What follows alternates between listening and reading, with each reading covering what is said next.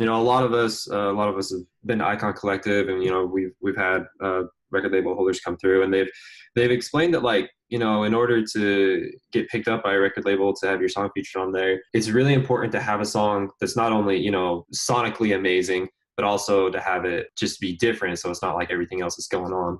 What other advice would you say, where like you see an artist and you're like, man, like there's something about him. What is that something? You know what I mean? Like what's that thing in the artist that you've picked up that you're like, man, I want to work with that guy. Yeah.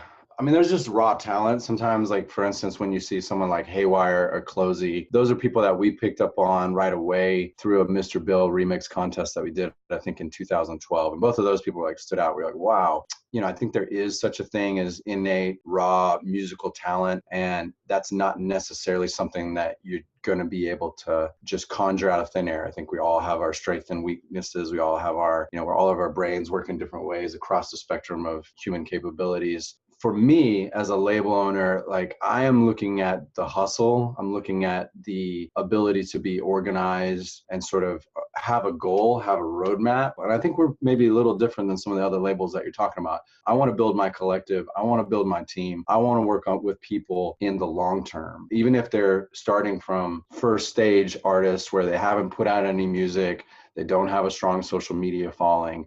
If they have a plan and they have a vision for what they want their product to be, and they can communicate that, and they're excited about it and they're passionate, they're talking about, maybe they have a full-time job, but they're able to communicate to me that they're working on that as hard as possible. They're really putting in that time. That goes a long way for me, because we've worked with, like I said, over 300 artists, and I've seen all shades of people that are so good that they don't have to work that hard, or people that aren't as innately talented musically but they're putting in the time. Like I said, there's a spectrum of talent at what I look for. But for me, if someone's really organized and they treat their craft like a business, I know that feels strange when we're talking about creative arts, but that's really exciting for me. If they really treat it like a business, like we talked about last week with Tritonal, when they were first getting going, like, I'm friends with Chad. We went to high school together. When him and Dave got connected, they worked in the studio from 9 a.m. to 6 p.m. every day, 6 days a week, not 5 days a week. And so they were putting in as much as they possibly could. And